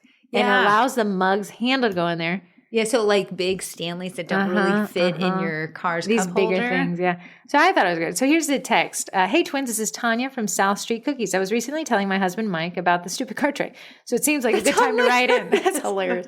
Something I've been struggling with is balancing the different areas of my business when it comes to social media. I teach cookie classes. I do pop-ups. I do farmers markets, and I do customs. I like that the business is spread across different areas. Otherwise, I wouldn't be able to do this full-time. But I feel like I often have to heavily advertise one specific thing at a time, like an upcoming class or an event. And the customers forget that I do customs. I already post near daily content, so is there a way to balance this without needing to post multiple times a day to cover all my bases? I also want to get better about doing non-salesy content, but then I feel like that takes away from the opportunities to advertise the things that need advertising. Any advice would be greatly appreciated. If you're ever in Iowa, let me know. We have an Olive Garden here too. So Tanya, she is actually a fantastic creator on TikTok. She's really grown there. She's grown her YouTube. She has social media on lock, but she does participate in absolutely everything a small bakery business could participate in. Here's the thing. I know she actually worked on the board of advertising for her local market. If you weren't so involved in there, a lot of times they handle their own marketing. So you can do less on your end, especially if it already has a good show out. You can actually take a back seat to that because people are already going to show. And I know you're like, but I want them to know that I'm there, but you don't have to do the majority marketing for them. If you have someone subsidizing your marketing, you can peel back 50%. You can. And then you could just let them know maybe the day before or the morning of that you will be there versus having to post, this is what you'll find, here's what will be, blah, blah, blah. But 5 posts out of it, that's a lot coming from your own marketing to help this more of a communal aspect marketing. Here's a concept. Stick this in the oven, see if it bakes. Social media is kind of like, we don't want one post to do too much heavy lifting because it's kind of difficult. But newsletters are pretty good about like, here's what to expect from me this week. So let's say you do a monthly newsletter and the first part is, here's the farmers markets. People like to know about farmers markets. Here is my pop-up schedule. And then here's my custom order form. That could be a nice way to be like, here's where you can find me and be consistent about it. But it takes it away from the social media where it does feel like one post telling so much is too much. Right. And then too many posts also feels like too much. Right. So here's a thing me and Heather do. As soon as a class is filled up, we're not talking about it anymore. Right. We do like maybe push the next class, but it's like at half force because it's so far away. So then between the time where that class is filled and between the next time when you need to get more seats filled, depending on how many people are in that, will tell you how much marketing goes to that. And maybe that's when custom orders can enter stage right. Yeah, it's an interesting one. When you're posting everything, how do you then balance the type of posting? Mm-hmm. And I like what Corey says. If somebody's helping you market, you can peel back on that one a little bit. I do like the implementation of something like a newsletter that takes it out of social where the algorithms are so much heavier. And we go back to chronological. Emails still show up chronologically. That is one of the few avenues where that is still. But then now we have emails bogging down. Like I get 10 newsletters a day. Yeah. So something concept here, I kind of do this every Monday. You can consistently find a countdown calendar on all of our social profiles. I wonder how that would look for you on Monday at 10. Here's what you can expect from me this week. So here's the farmer's market I'll be at. Yeah. Here's the upcoming class that I'll be hosting. And here's how to place custom orders. And maybe that for a while, for the time being, especially because market season, it's not its heyday right now. Yeah, we're really in the small. So it can really take a back seat because we're in the colder seasons, whereas markets really get piping hot kind of towards the spring and towards the summer that you could utilize, taking back seat. So when market season is big and crazy, you can start making posts about that. Post your my custom orders are open for X to X date. I like it. Yeah, because we do have the ebb and flow of the industry. We have the ebb and flow. She's in Iowa. If Ruth Ann is telling us Iowa should have 10 feet of snow right now, you're not doing a market. Yeah. So you can really focus on customs. When you're in markets, you need to sell fewer customs. Yeah. Now, at the market, you can also push customs when people order a quick flyer tucked into when we went to Bath & Body Works, they were tucking in about their next promotion. They were. So you can kind of allow them to support each other. We worked with a client and they had the kind of same issue. Like, we want to put on events as a modeling company and we don't know how to get people to keep coming back. Well, we positioned each event to promote the next one so that all the events were interconnected and that it took them through a workflow of remodeling and how it worked. So you can kind of do that. My vendor events, I'm going to talk about cookie classes. At my cookie classes, I'm going to talk about my customs. Yeah. At my customers, I'm going to tell them about my vendor events. So you can see that kind of they all start supporting each other. And your marketing doesn't feel so much like I'm pushing this one up. If one rises, one must fall. Also, you can create events on your Facebook page. I like that one in there. You have a discussion portion, which you can post what you're going to be bringing to there. People who respond interested are get the notification. So while you're not necessarily putting it out into the world, it's putting it out into the events. And events are being pushed by Facebook. It's a different type of algorithm. Yeah. And a lot of times when someone local to me says interest, like Heather posted that she was interested in going to this Fredericksburg show. And unfortunately, all of you saw it. Yeah, it was like, because Heather's interested in reptiles, her family must love snakes. So let's tell them all. My dad commented on it. I didn't even know he was on Facebook. But you see how Facebook is getting people who are local. So I was like, oh, I didn't even know there was a Fredericksburg reptile expo till Heather put that she was interested in going. Now, something that I noticed when we had a client that is making their own event for an event that already exists, what I'll do is a client's company at event name. So you may have, the market may have its own Facebook event. Yeah. But you're going to say South Street Cookies at Main Street. A vendor event. Yeah. And when somebody searches for the vendor event, they're actually going to find your event as well. And that's a type of SEO. Next text, this is from 224. What do you think that's from? 224. This is a text in. I'm going to say that is Minnesota. That is Chicago. I was up north. You're close. You were right there, buddy. Thank you so much for the helpful podcast. I want to start making reels and TikTok videos, but I feel so unmotivated and overwhelmed to even start. This sounds just right with the topic we talked about today. Nice. I know I should just start filming, but the setup process seems like a lot to do. Any tips on getting started or maybe just staying motivated in the cookie business in general? Love this question. Well, listen to this one. Right. So, okay, let's reverse engineer her smart baby goals of TikTok. Okay. First, we're going to do is we're going to get your setup. First, we're just going to start with your tripod setup, right? So we know to do cookie decorating content, we need a phone and we need a stand. If you have an Archon mount already that you use for your projector, that would work. Yeah. If you want something that includes lighting, that canvas lamp thing, that shop canvas lamp, there's cheaper options. Tonya, she actually has done many. Is it Tonya? It's Tonya. Tonya or Tanya? Please let us know if I've been slaughtering your name. Complimented me on the way that you let me say card Tanya Clay hours. But it is Tonya. Okay. she has shown like a cheaper way, a more expensive way to do it. So there's if somebody's getting started, which one would you encourage? I'm going to tell you, because I've thrown myself in 2024 in the reels making thing. Yeah. Step one, you need to find a window, just a window with natural light. Let's do that. Find an area. Okay. Heather actually had purchased a very inexpensive IKEA table at one point. It was white. I had my snake on. Yeah. So my office is conducive. It has a little white table in front of a window currently, but if I didn't have that, and when I didn't have that, I used your white table. It's so thin. IKEA products. This is being the cheapest one. I think it was $10. Yeah. You can move that around. Yes, which is very nice. Let's say, before we even start, pretending you and the 224 hasn't even gotten to photography yet, let's find that white IKEA table month 1 and a window. Great. That's great. Month 2, let's get the stand dialed in. Let's get the stand. So we won't need lighting if we found the window.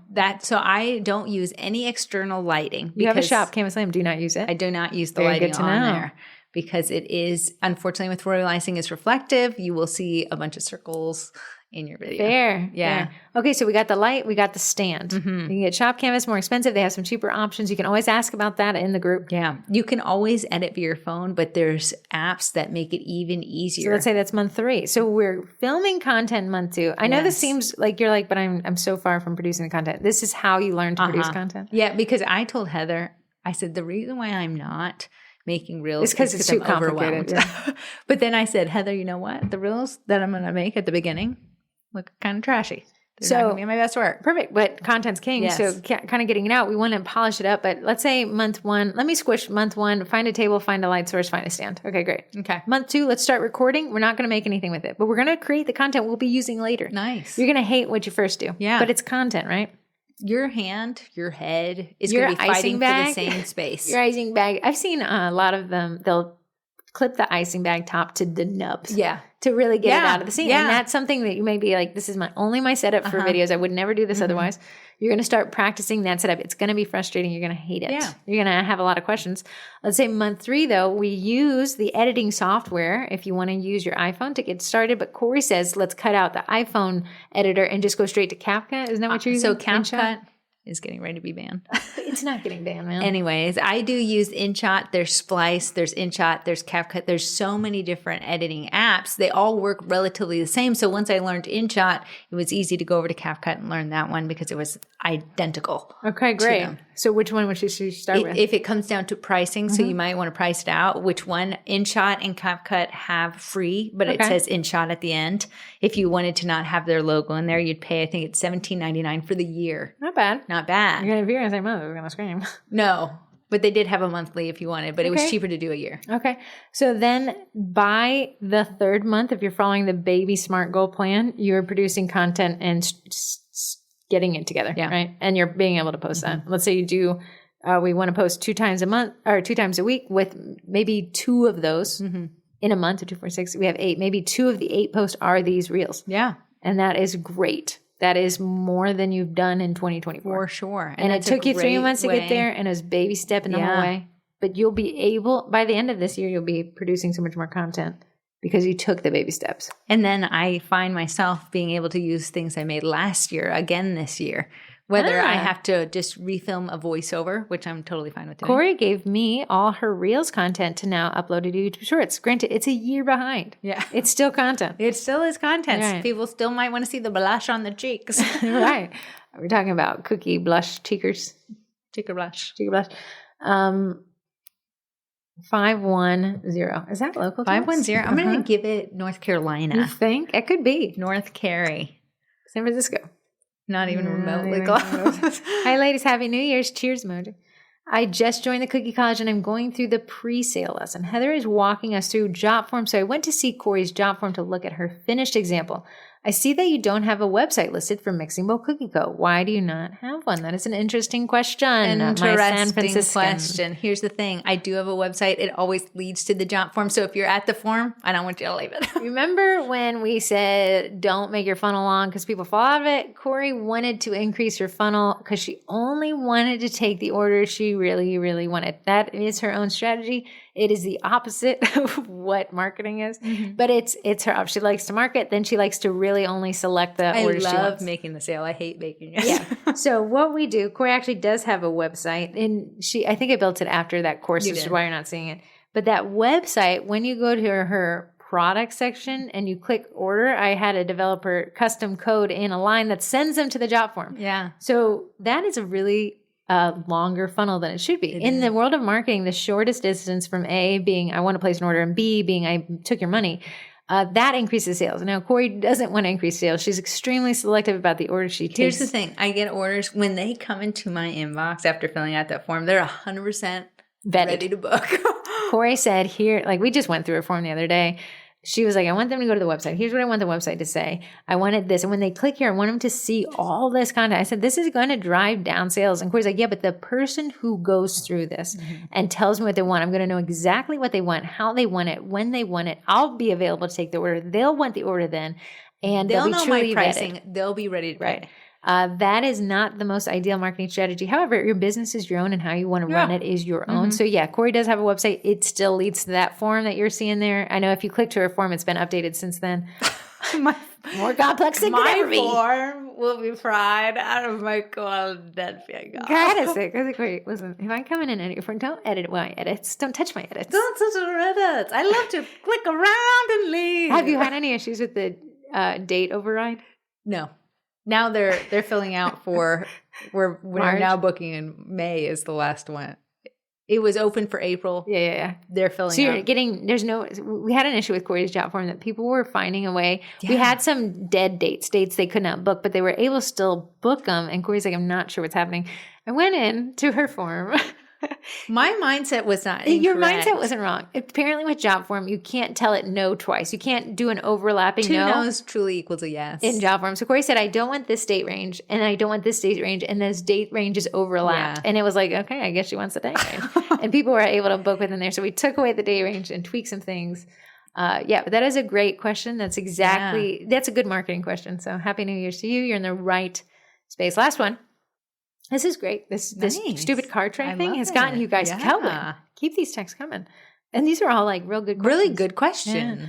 Hey, twins. Okay, it's 423. Okay, that's going to be New Mexico. No, Texas. It's 423. Tennessee. Chattanooga. Tennessee. Chattanooga, Tennessee. Hi, twins. Hi, twins. Yeehaw. Just kidding. One of my goals for 2025 is to launch a newsletter. My goal is to send the email monthly, but how could I balance the content? I offer cookie decorating classes, customs, macarons. What would the segment for each audience look like every month? Would I focus on one audience for each newsletter? Thanks so much for all you do with the marketing nuggies. Love the podcast and look forward to it every week. Whitney and Lakeside Suites in Morristown, Tennessee. Nice. Here's the thing. You even talking about segmented audiences is great. Yes. I see too often people love to take an email list of people who have nothing to do with nothing and include them in there. A complex answer, and one that I'm not going to recommend, is you can segment your audience in places like MailChimp or Flowdesk, and within those segments, send them the content that they opted in for. That's what we like. That would be ideal, but there is just not enough time. And your goal, and I love your goal, it's a very munchable goal, is one newsletter a month. So we're not going to extend that. Because here's my thing. Because you have 4 different audiences in there. 3. We want to make sure the content reaches just a little bit of each person in there. Okay. So that the cookie class person isn't getting inundated with macaron Valentine's Day things. Question, pitching this. Sure. If we're sending 12 newsletters, each newsletter needs to include a little bit about each. Absolutely. Right. Because I don't want to sign up as a cookie class person and then you're like, here's my pre-sales for kids going to school. Like that wasn't ever me. So what I'd say is macarons, here's the flavors of the month. Then I'd have it, if you guys subscribe to you can sign up at there'sanewsletter.com. If you subscribe to our newsletter, should go out on Wednesdays. Didn't go out on Wednesday. We were snowed in. If you subscribe to our newsletter, you're going to see that within the single newsletter are different sections. Yeah. Now I stay consistent with which is what's in those sections so that people know what to expect. You're going to get the banner image. Right below that, you're going to get the free $2 transfer. Because I know 99% of you, that's all you want. Just open it and get right below that, you're going to get the meat and potatoes, which is a recap of this week's podcast. And then you're going to get a pitch for the Cookie College. Now, you see what I did there? The Cookie College is what I want you guys to sign up for, but I'm going to add a little bit of value that's universal to everybody, although only a few of my audience still would want to sign up for the Cookie College. Below that, we're going to go back to value added. I have a calendar countdown. Heather's email newsletter is a funnel. It's funnel. It's too long. I like it though. Yeah, but I'm saying like your transfer being at the top could go to people who are hobby bakers and baker bakers. And it also says if you miss this transfer, it expires in 6 days. If you miss it, sign up for the transfer club, right? Yeah. So we got still within my freebie, we've got a little value added, a little pitch right there. And then I go back to adding value. So you could do that too. Let's pretend. Let's take it back to a baker, right? Hey guys, here's my availability for this month. Click here to order. My next part of that is like, and here's the 5 places I find the best sledding hills in our area, right? Maybe everybody already knows that, but we like a list. People love to see an address, a list. Love to save that. And then if you're like, and I went there and parking looks like this. Let's say you went to the 5 sledding hills and said, here's what parking looks like. Yeah. It's terrible, right? Because everything's covered in snow. I'm not sure in Tennessee you guys are getting snow, but that is the kind of concept with the value added. Then below that, we're going to say, and if you're looking for something else for your kids to do, here is my upcoming cookie class. We have this many seats left. Yeah. So you can kind of see how that newsletter can be short but value added, but still pitching them and hitting all your bases. Love it.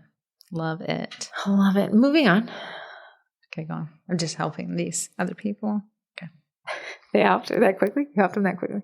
You know, I sell salt shovels. I gotta say, compliments. Okay, Corey and I in 2024 wanted to take her community group and make it better. We did. The strategy sessions for these 4,500 people to go with weekly prompts to create community engagement, to do, I know you were finding really odd remodels and asking people how they still got them ready to roll. Because as an admin of a community group, your goal is to create engagement, which creates just reach, right? And then we were going to pitch on Saturdays, right? So we really did work. And now we had this giant snowstorm, which is very untypical for our area. And this group turned into a giant resource for each other. But they almost came they came with the memes, they came with the jokes, the questions. They came with, here's where I'm finding salt. Somebody was like, I have a Jeep, I have 4-wheel drive. If you need me to take you. And people were like, thank you so much. Yeah. Sledding Hill 101. It was just really interesting to see how when you pay into growing, and it is just eye-searing work. Insane. But to watch it kind of come together and people are like, this is a great resource. I got all the information I need to survive a snowstorm. They were saying, here's where the milk and eggs are. You posted, there's no eggs here. Yeah. And then we had a no-egg train. I know more about this area I don't live in. The crazy part, and this has nothing to do with the question she was asking, is people now messaging us, I've been waiting to get into this group. Can I get in? Right. Because they're hearing that it's a great place to find. One thing you guys know, we hate sales in groups because the groups can become so dead when the sales reign it's supreme. A group killer. Right. So what we did, like Corey wouldn't let me scrap it all together. You guys know I said, you know what? I do love supporting local small businesses. So we came up with this complex rule, which caused a lot of footwork on the back end, is that they can only post on Saturdays had they made one non-sales post that week. And the non-sales post was anything. Like it could be a picture of your foot. I could care less. Not for free. You gotta charge. That's where you get the sound effect. So what happened was it forced all the people who took advantage of the sales day to have to pay back into the group. Or they kind of left because they didn't want to pay back into the group. And that was good. They weren't valuable to us. Right. And it was one less post. And as an admin, we love posts. But when you're just taking, you are the death of the group. Yeah, and then it really forced that the rest of the week was actually a lot more value added because these people wanted to sell on Saturday. Yeah. And then now, with the reach increasing week over week with these, and we're asking dumb questions like, if you could pick between a hot dog and a ketchup.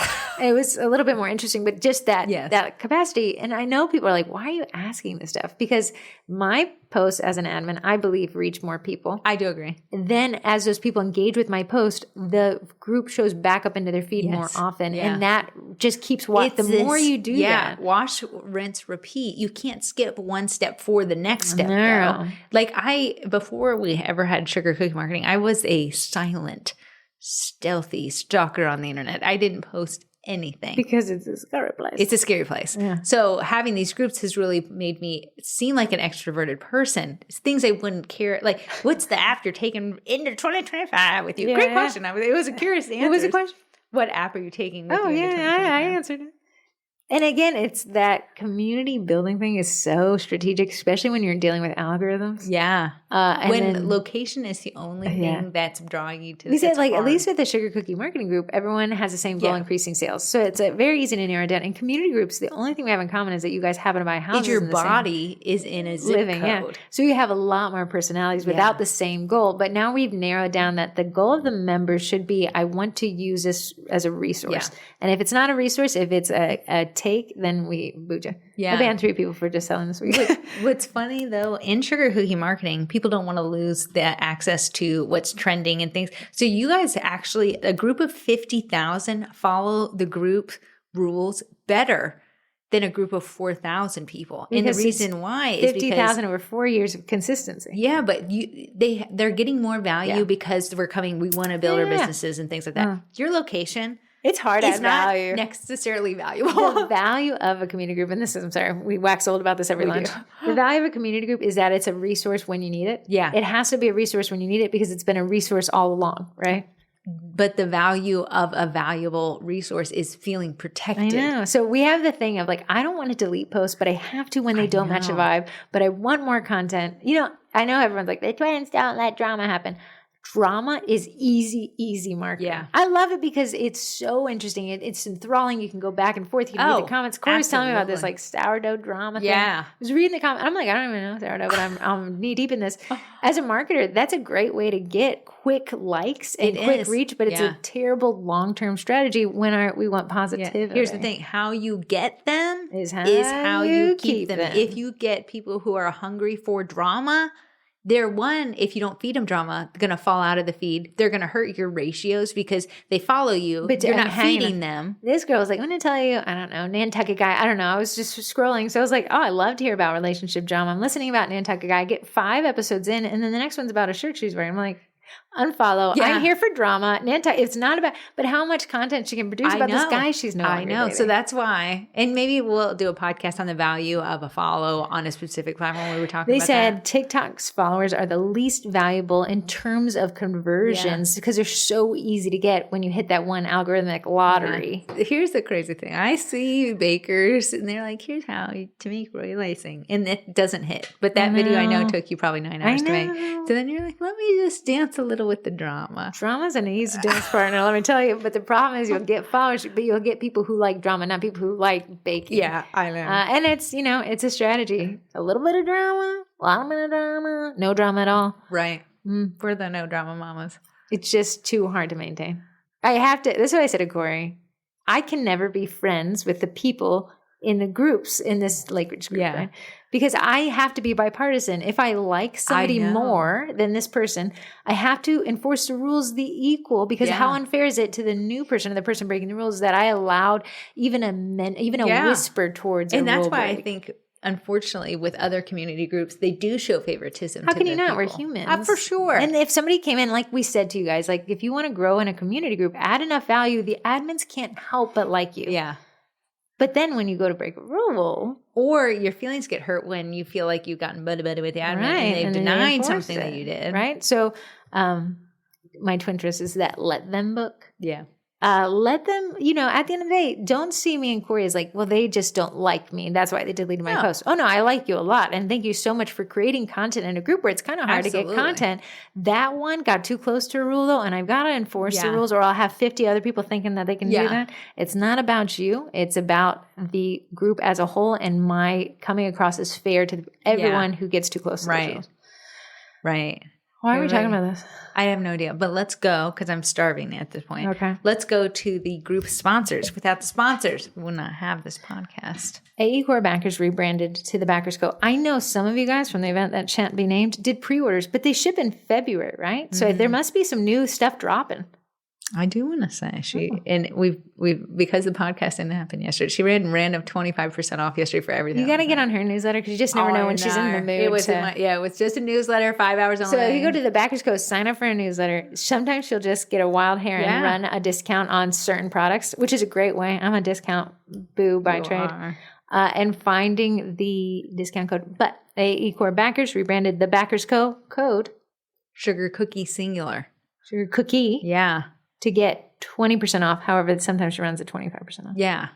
So that was just, if you sign up for the newsletter, it just came in the newsletter. She didn't post on any socials, but I just caught that and I said, "Oh, you did. You go, good. girl. I love that. 25% off." Yeah, but if you're thinking small goal photography, you're gonna want to start there. That's my number one thing. Even if you want to do reels and you don't have the white table, you can use a white backer, which is, it really cleans. It really, if you don't like what your reels look like and you don't have a backer, get that Polar White or Off White or Shiny White, white matte finish, and get started there. Yeah, and get it. And does she run discounts on that one?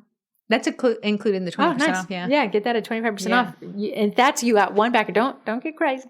Get you one. And learn how to work it. Or get a little craft thing, get one or two. Okay, the next up is Royal Batch. Royal Batch is the meringue powder that I used. I didn't always use it, but when she approached us for the podcast to be a sponsor, I said, you know what? I don't represent things I don't You love. were very pretentious. It was pretentious. So I said, you send me a batch, and if I like it, so you get spanking.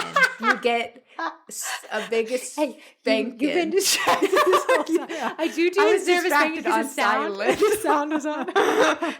Anyways, Royal Batch, I've been using it for years. It's delectable. Yeah, you get embarrassed. Right? Royal Batch is by a company called Bakety Bake. She sells in sample packages now, which is great, especially if you wanted to upsell in your classes, you could, or give them as gifties. Someone in the class was like, I sell supplies.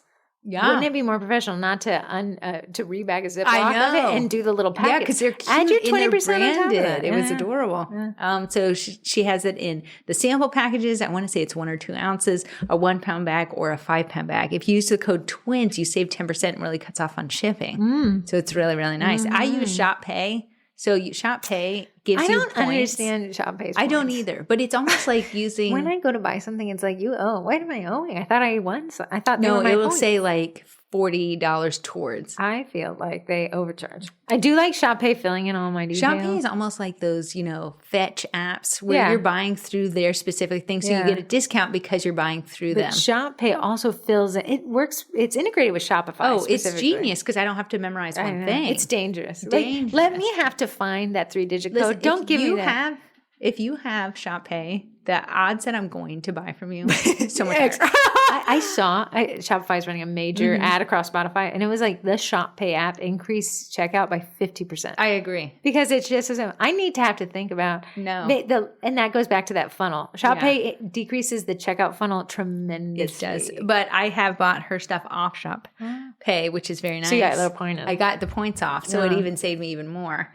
So that's fantastic. Never least. Yes. I think Eddie is a great tool, not cheap, $3,000. I think you could set up small goals this year to cover the cost of him. If you already have one, you haven't boxed him, maybe the goal is unboxing him. They're quite the customer service oriented company. Let me do some math. If I took 1 extra order per week. At your rate? Okay. Yeah, I'm just saying. Eddie is a direct-to-food printer. That means it prints on food. If I took 1 extra order per week. Dozen. Okay. At your rate of? $78 a dozen. So that's my base pricing. I'd make $4,056. You'd have Eddie plus a carousel item plus a tray. Like you could get a lot of stuff there. So if you were like, I want to get an Eddie in 2025, all you would need to do is the one order. How can we make the one order and then we do this? Like, let's focus on the community. I think it's very doable when you do bite-sized approaches to big goals. Yeah. I'm going to get an Eddie. Delicious.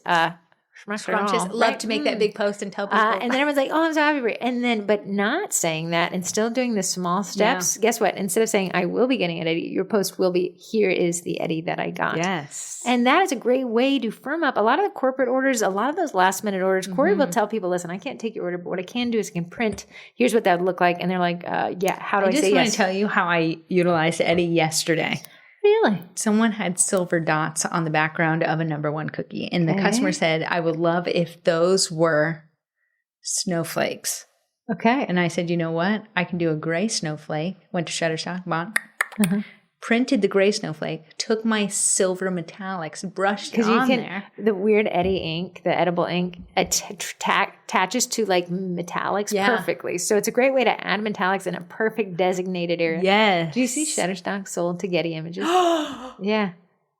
Making it the biggest conglomerate of stock photography. Way. Yeah. You know what I just signed up for? This is my Twinterest. Okay. I thought it was going to be the cup. Did I talk about that last week? I don't believe you did. I think I did. You might have. I think I did. I saw a TikTok and this girl was like, why are you taking photos and just hoarding them on your hard drives? Is this an external hard drive for your phone? No. Okay. Become a partner with Shutterstock. But you did Petapixel. Pixabay. But it was donation based. Ah. I got like $5 a year. Okay, so what she's saying, Shutterstock is a stock photography website, but they allow... I know that when I click on a photo, it'll say, here's what this creator has taken. Yes. And it creates a collage. So they are based, the majority of their photos are based by creators selling them. What do you make as commission? I've always wondered. It depends on how much it's used. So if you're Because when I go to some image, it'll be like, this one is highly used. Yes. So you have your portfolio. Okay. They have to approve it. Okay. So you actually choose the name of it and the tag. So if you're Googling or if you're searching, Shutterstock works really well off of how I can search and find very specific items. So but here's the thing, I had like a picture of a centipede I took probably 8 years ago. Oh, that walking time. It was, yes. Okay. Yeah, walking through time. Did they accept the centipede? It takes a 5-day approval process that they can say yes or no to whatever you take. It's trying to incentivize you. If no one ever buys the centipede, I make $0 off of it. That's fair. But the more that someone gets off of, like if I take pictures of oranges and people love to download, I get higher. You put an orange on a solid background and I will buy it. Absolutely. So, but here's the weird thing. I pay a Shutterstock subscription. Yeah, so they're taking some of the subscription money. I'm never using, I pay for 50 images a month. I'm using most of them randomly. So I just said, you know what, if there's passive income, let me just try it and see it. If we're taking the photos. So some of the bags of royal icing that I take, that to me, a baker would search and want the bags of royal icing that are green for St. Patrick's Day. Because I need that content to produce like backgrounds of posts that I make. Granted, AI might shoot this. Well, they have an AI add-on. Like that you can buy Shutterstock AI generated images. They're very particular on what they are. I saw AI. Someone used, I think, the Google AI image, and it made a person, and it made their whole life, and I could not tell that they weren't. It didn't have that finish on it. Weird. Where it's kind of like 3D. Then they took her and turned her into video. And I could barely see her teeth did weird stuff, but it was very close. So the top comment is, I'm about to get scammed real soon. Yeah. Because that stuff's crazy. Yeah. And now Facebook has rolled out where if it assumes you're doing AI, it'll toggle it on. But there's a toggle to say this is an AI. Someone had asked, like, why did this toggle on? Did the twins, they used a freebie photo. Did the twins use AI with this? No. I just thought it was so perfect. Listen, the human can do this. But I thought, if I have these photos that I've had for years just taking up room on the hard drive, no one's ever going to look at that flower but me. Very nice. I could turn Shutterstock into your external hard drive. I'll get you later. It's funny. My grandmother's best friend, when Ruth Ann was 18, she went to, I think, Des Moines, Iowa. Yeah. She was from middle of nowhere, Iowa. Laverne. Went to Des Moines, took a flight reservationist class, meaning like before the internet where you could book your own flight, you'd call in and these people would book a flight for you. Mm-hmm. She takes this whole class. At the end of the class, they're like, if you're not 21, you actually can't graduate. And she was like, why wouldn't you have said that at the beginning when I paid you? And okay, maybe it was a cash grab. But they said, but we have a government recruiter from Washington, D.C. who's going to come and speak to you guys next. He says, listen, if you come back here in 30 days, there'll be a Greyhound bus. Get on it. Here's your ticket.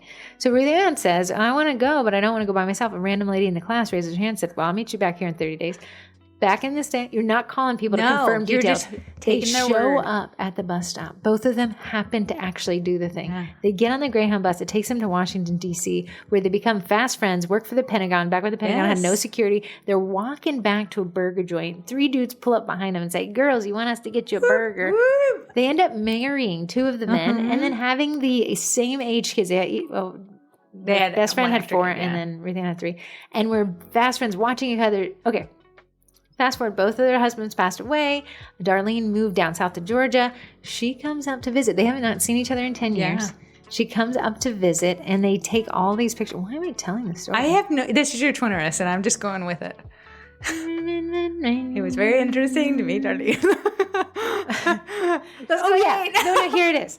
Darlene's son is the one who drove her up. Yeah. And he had said... He had moved to China 25 years ago. He was a professor in China 25 years ago. Mm-hmm. Every year, he's paid $1,000 for a storage unit for his stuff in Virginia. Wild. He said, Heather, in 25 years, I spent $25,000 and I've never opened it once. And I said, well, so it's $1,000 a year total. Yeah. So, roughly around less than 100 a month or whatever. So I said, what is in the storage? Yeah. I don't think he could tell He's like, you. it's just pictures. He said, I can't bring myself to throw away pictures because that's where the memory. And I was like, well, digitizing those pictures uses cloud-based storage as I pay Dropbox $140 a year. Yeah. Which is not I guess $1,000, but I don't have the stuff. Like you asked for a picture of Ruthann and Ashley, and I gave it to you in 2 seconds. Here's the thing: he doesn't know what any of those photos are. But to him, right now, those photos are now worth $25,000. And to get rid of them, anyway, he even said, "I created my own conundrum with this, and I don't know what to do." But to consider, what if he lives 25 more years, or another $25,000? But then you have to think: if he passes away, nobody's saving. Is anyone doing anything with those photos? And that's a hard thing. So that was back to your twin twist was that Shutterstock? Yeah, I thought what a passive income. Yeah, you should have. I know if I get them approved to see what they want or not. I'll be so curious because I'm buying weird stuff there. So is it more like people want graphic designy type things? No, I buy. Okay, here I'll tell you kind of what I look for when I use Shutterstock. If you got an AE core backer, a backer scope, and it is orange. Yeah. And you put a banana on it to the left. Like something weird I know it's so odd, but those get used a lot because they're so universal. My Pixabay one, Diet Coke in the sand, the #1 downloaded. Because that's the kind of content that is very flexible across a bunch of different. I do want to say before anyone signs up for this, I did post a picture of my dog to one. Once your picture is out there on there, you can never get it back. And then they use Corey's dog as problems with inbred. Inbred dog issues. So you have to be okay that once it's in the air, it's no longer yours. It's so fun. Anyways, that is a podcast, a day late, dollar short, but just enough of a smart baby goal. We said we got to get it done here. A little bit. You and I are so consistent with posting podcasts that we're in the top 5% of posted to podcasts. Oh my gosh. Just because you just got to stay consistent with it. It's not good content, but it's consistent. Me and Heather might not be great. Might not You're going to see our less than great content. Bad.